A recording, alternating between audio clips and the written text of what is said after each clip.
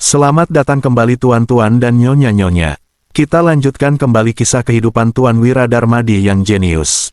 Mohon dibantu subscribe yang belum subscribe ya. Untuk yang sudah dukung channel ini terima kasih. Mari kita lanjutkan ceritanya. Bab 626. Tadinya, Wira berpikir Hatta akan bersikap kasar atau setidaknya memasang tampang masam. Akan tetapi, orang ini tampak biasa-biasa saja padanya. Teringat pada kesombongan Hatta tempo hari di kediaman Omair, lalu membandingkannya dengan sikap pria itu hari ini, Wira sontak paham bahwa Hatta bukanlah orang yang bisa diremehkan. Padahal, Hatta sangat membenci Wira, tetapi dia masih bisa menyapanya dengan begitu ramah. Pengendalian diri sehebat ini bukanlah sesuatu yang bisa dimiliki orang biasa. Fabrian dan Pramana juga datang bersama Wira. Kali ini, Wira tidak membawa terlalu banyak orang. Selain dia dan istrinya, hanya ada Danu dan dua orang tersebut. Mereka hanya datang berlima. Danu berdiri di samping dengan tangan menggenggam pedang Treksa.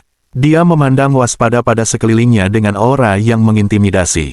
"Ayo masuk," ajak Wira sambil tersenyum. Dia memimpin semuanya berjalan ke tepi danau di kaki gunung. Di sana, sudah disiapkan bangku-bangku yang dikelilingi orang-orang. Beberapa orang sudah menentukan tempat duduk mereka dan banyak juga yang sudah duduk. Mendadak, Farel yang berada tidak jauh dari sana memanggil Wira sambil melambaikan tangannya.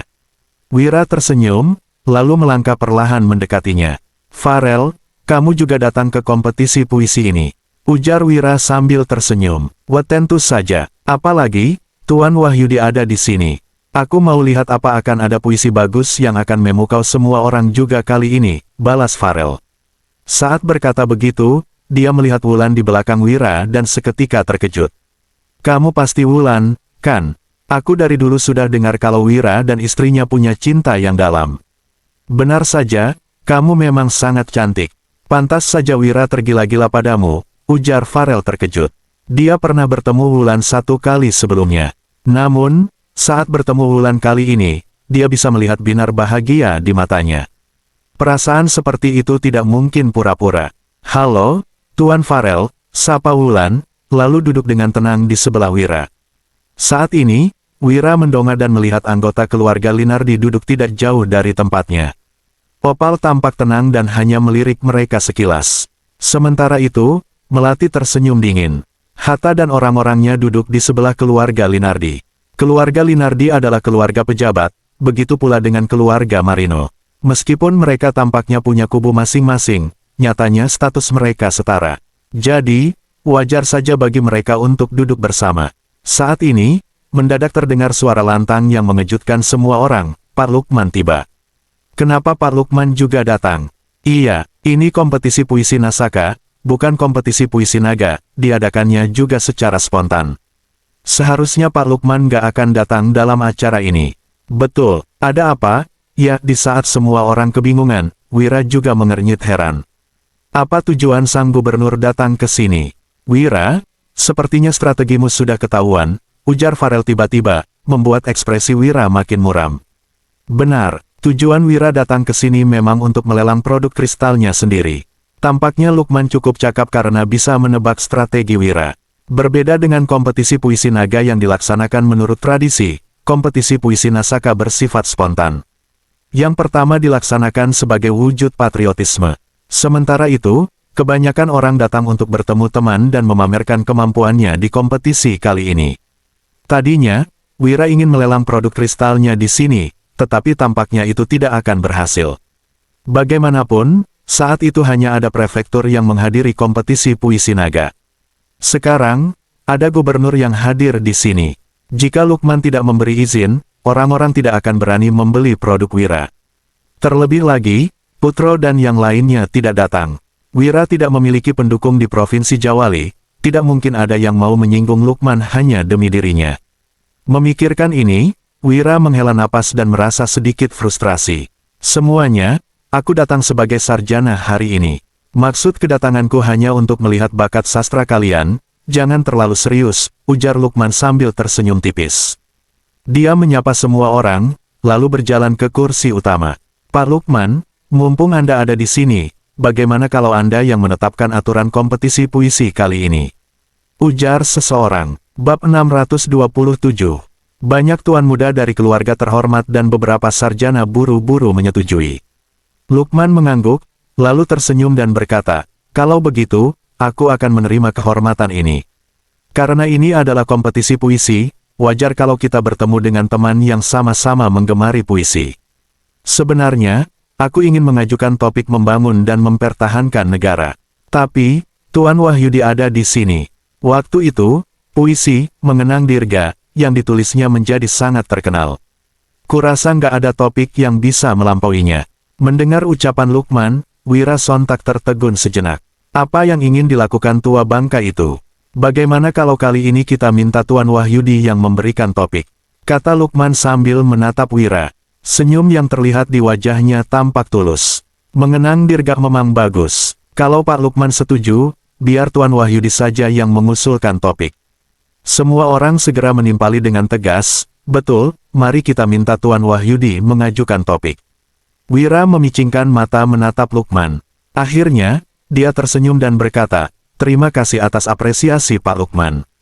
Kalau begitu, aku akan mengajukan topik. Mari kita gunakan sosok berkuasa sebagai topik," ujar Wira. Mendengar ini, semua orang langsung terkejut. Meski ada beberapa orang yang tidak mengerti, banyak juga orang pintar yang langsung memahami makna mendalam dari topik tersebut. Opal mengernyit dan menatap Wira dengan cemas, tetapi buru-buru mengalihkan pandangannya. Farel menatap Wira dengan takjub, lalu mengeluarkan kipas lipat untuk menutupi senyum yang mengembang di wajahnya. Lukman juga melirik Wira, lalu diam-diam mengangguk. Dia berkata, "Baiklah, mari kita gunakan sosok berkuasa sebagai topik." Semua sarjana di sana langsung merasa dilema. Ini adalah topik yang tabu. Apa itu sosok berkuasa? Awalnya, itu kata yang mengandung makna negatif, kata yang umumnya dibenci. Namun, sekarang itu dijadikan topik kompetisi puisi. Mereka tidak berani memuji, apalagi mencemooh sosok berkuasa. Bagaimanapun, ada sosok berkuasa yang saat ini sedang duduk di sini. "Wira, kamu benar-benar pria sejati," bisik Farel sambil tersenyum. Wira tidak menjawab, tetapi dia mendengus dalam hatinya. Maksud kedatangan Lukman ke sini pasti untuk menunjukkan seberapa penting dirinya. Tadi, Lukman berujar dengan rendah hati agar semua orang menganggap dirinya sebagai pelajar yang datang untuk mengapresiasi puisi. Namun, semua orang lantas memintanya mengajukan topik kompetisi. Kemudian, Lukman dengan santainya meminta Wira yang menggantikannya mengajukan topik. Dari situ, Lukman jelas ingin memberitahu Wira bahwa dialah yang memegang keputusan akhir di sini. Dialah yang memegang kekuasaan di Provinsi Jawali. Ini adalah ancaman. Sementara itu, Wira mengajukan sosok berkuasa sebagai topik puisi. Bukannya mundur, dia justru membalas ancaman Lukman. Seolah-olah dia ingin mengatakan, "Bukankah kamu sosok berkuasa? Baiklah, aku akan membuat para sastrawan dunia mengutuk sosok berkuasa." Lukman tidak peduli dan menerima topik itu begitu saja. Seakan-akan dia membalas, "Lantas kenapa kalau aku sosok berkuasa? Siapa orang yang berani mengkritikku?" Hanya dengan beberapa kata pendek, keduanya saling menyerang dengan penuh tekad. Semua orang terdiam, tidak tahu harus menulis puisi seperti apa. Di sisi lain, Lukman justru tersenyum dan berkata, "Tuan Wahyudi, karena itu topik yang kamu ajukan, bagaimana kalau kamu mulai duluan?" Bab 628. Lukman tersenyum sembari menatap ke arah Wira. Maksud dari perkataan Lukman sangat jelas. Dia ingin melihat bagaimana Wira akan menilai sosok berkuasa. Akan tetapi, Wira hanya tersenyum. Semua orang memandang ke arah mereka dengan raut wajah yang tegang. Opal tak kuasa menelan air liur dan tampak sangat cemas. Dia khawatir bahwa Wira yang tak kenal takut itu akan mengucapkan sesuatu yang terlalu provokatif. Sebaliknya, Hatta malah tersenyum dan juga merasa penasaran seperti ayahnya. Di sisi lain, Farel dan gadis berpakaian ungu juga sangat penasaran. Mereka ingin tahu, puisi seperti apakah yang akan dilontarkan oleh Wira. Semua orang menatap Wira lekat-lekat dan menantikan bait puisi dari dirinya. Mereka benar-benar penasaran dengan puisi yang akan dibuat oleh pria itu. Apakah dia akan takut pada sosok berkuasa atau justru sebaliknya akan mengkritik mereka? Tepat ketika semua tatapan tertuju pada Wira, dia pun mulai berbicara perlahan, "Lebih baik menua dan mati di antara anggur dan bunga, daripada tunduk di hadapan kereta kuda. Debu kereta dan langkah kuda adalah hiburan si kaya, cawan anggur dan ranting bunga adalah teman si miskin. Kekayaan dan kemiskinan, layaknya langit dan bumi. Wira melanjutkan, jika membandingkan kemewahan dan kesederhanaan, mereka memilih sibuk dan aku memilih santai. Orang lain mentertawakan ketidakwarasanku, aku mentertawakan ketidaktahuan mereka. Lebih baik mengejar kesederhanaan, alih-alih kekayaan dan kemewahan. Begitu Wira selesai berbicara, semua orang terkejut. Ini adalah puisi yang sangat provokatif. Apakah Wira sedang mencari masalah? Lebih baik menua dan mati di antara anggur dan bunga, daripada tunduk di hadapan kereta kuda. Bukannya ini berarti bahwa Wira lebih memilih untuk mati dalam kesederhanaan daripada tunduk pada kekuasaan. Apakah dia telah kehilangan akal sehatnya? Apakah Wira tidak tahu bahwa saat ini istana sangat kesal dengannya dan mencoba untuk menyingkirkannya? Mereka tidak memahami alasan Wira bisa mengatakan hal semacam ini. Kalaupun ini adalah pemikirannya yang sebenarnya, Wira tetap tidak boleh mengungkapkannya. Raut wajah Opal tiba-tiba berubah drastis dan terlihat sangat takut. Bahkan, Farel yang biasanya cenderung tenang pun tampak kebingungan. Mereka sama sekali tidak menyangka bahwa Wira akan mengucapkan kata-kata seperti itu. Orang lain mentertawakan ketidakwarasanku, aku mentertawakan ketidaktahuan mereka. Meskipun bait puisi ini terkesan luar biasa, dalam pandangan mereka, Wira jelas tengah mencari masalah. Lukman juga sama terkejutnya. Dia tidak menduga bahwa Wira akan mengucapkan kata-kata seperti itu. Saat ini, suasana menjadi sangat tegang dan semua orang tampak terkejut. Aku hanya mengungkapkan apa yang kurasakan, maaf kalau terkesan berlebihan, jelas Wira seraya tersenyum. Ketika semua orang masih tercengang, Wira malah duduk kembali. Pada saat ini, semua orang baru tersadar kembali dari keterkejutan mereka. Kini, tatapan mereka tertuju pada Lukman dengan ekspresi yang agak ketakutan. Lukman hanya mengangguk dengan raut wajah yang sangat muram. Dia tidak akan memberikan penilaian terhadap puisi ini.